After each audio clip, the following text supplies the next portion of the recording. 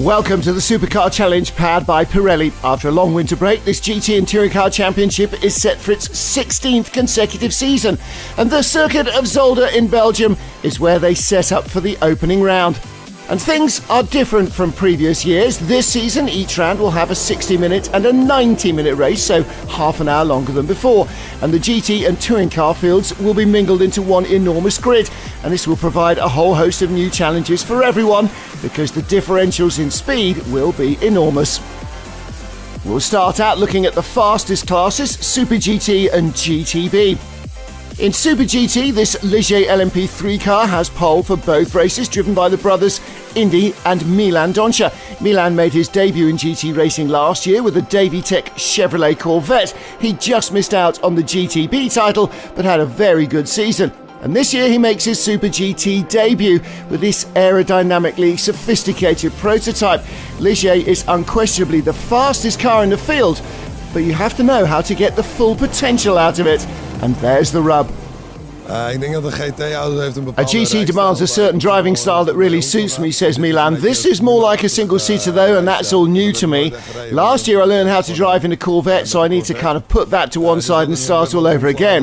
It's going to be all about learning this season, trying to find the limit, and especially here at Zolder, that'll be hard.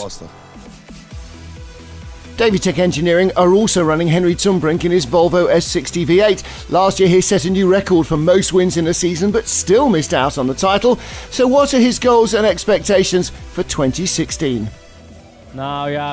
We'll be aiming for the title again, he says, but we've been doing that for the last few years anyway. We've been very close each time. Last year I even set a new record for more wins in a season than anyone, but still didn't take the title. That was quite a disappointment. It's all little mistakes and technical problems, and we've got to iron those out.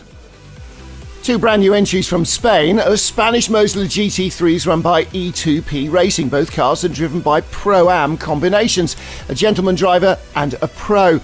In number 153, Oliver Campos Hull is joined by Greek Costa Kanaroglu.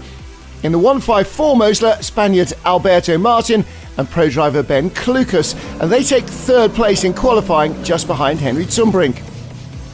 The black and lime green Ginetta LMP3 of Luxembourg's Jean-Pierre Legueur is also a Pro-Am combination. He teams up with last year's Superlights Challenge champion Sam de Jonge, and they set fourth fastest time in qualifying. Also new to Super GT is Henk Thijs. He's driving what's called a Pumax RT, an evolution of the Vicora V8, again featuring a big V8 engine. And at 71 years old, the veteran has lost none of his enthusiasm. It's been my first time in Super GT with this Pumax. Things are looking very promising in free practice. I could see that I could keep up a good pace. I'm definitely not using the full potential of the car yet. I'm a little worried that I'm going to crash it. But all things considered, I think we've got a strong package and very happy so far with the way things are going. Bob Herber returns to Super GT with this Mercedes SLS GT3. This has been on his bucket list for a while, he says, but that's not the case for JR Motorsport, a thoroughly BMW team that is now running the car. How's Bob managed to pull off that little miracle? These BMW guys aren't as dumb as they look, he says. They finally made the right choice. I'm doing the 24-hour series with the JR Motorsport BMW. They're sharp, they're friendly, they're competitive. I've wanted a Mercedes to be run by a bigger team, so it takes a lot of people to get the car going properly. Despite everybody being very sarcastic about my chances of getting a Mercedes into a BMW team, we only had a short chat with the boss and it was settled in a few minutes. I'm still getting used to the car, so are the team, but let's take a look at the highlights of Saturday's first race, a 1-hour encounter. The Pumax 5th place on the grid. We're on board with Henk Thijs. Indy Doncia on pole position, being challenged on the run down to the first corner by Ben Klukas' Mosler from row 3 of the grid. A little bit of a lock-up from the Mosler, and it's the Ligier that has the advantage. Henry Zumbrink with the Volvo, squirrely over the curbs. On board with Zumbrink, and you can see there is Ben Klukas in the Mosler. He's not got the grip he needs on the outside. Zumbrink uses his knowledge to put the Volvo back up into second place. There's the leader right in front of us. Ben Klukas, ex-Formula 3 ace, is also very quick. Henk Thijs lost a place at the start to Oliver Campos Hull in the Mosler, so little change up in the top half dozen. Indy Doncia leading in the Ligier LMP3, but Zumbrink full of confidence in the Volvo. Downforce versus engine power. Both cars are V8s, 5-litre Nissan versus 7-litre Corvette. And this battle continues all race long.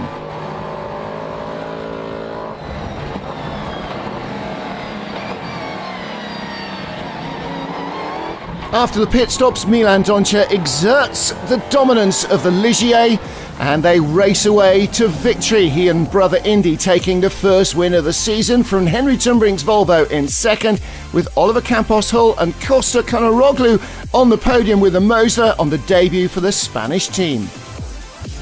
In the GTB class, Belgium's Vaard Slice returns with the JR Motorsport BMW M4 Silhouette, but he's not alone this season, joined by Monegasque co-driver Chris Matthews.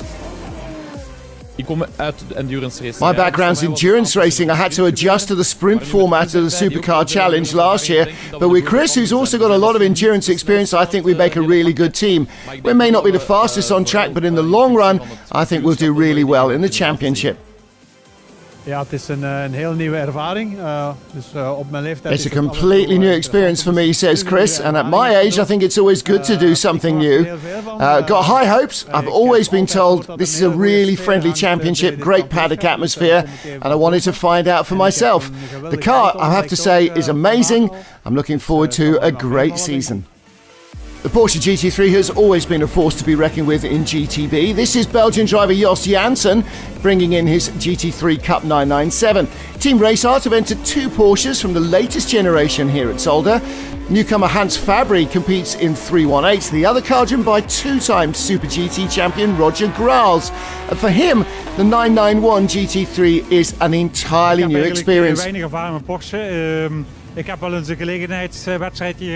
Porsche experience is very limited, says Roger. I've only driven 1 or 2 guest races in the last couple of years. I always thought it was fun to drive a Porsche, but my biggest love is still the Viper and the Corvette.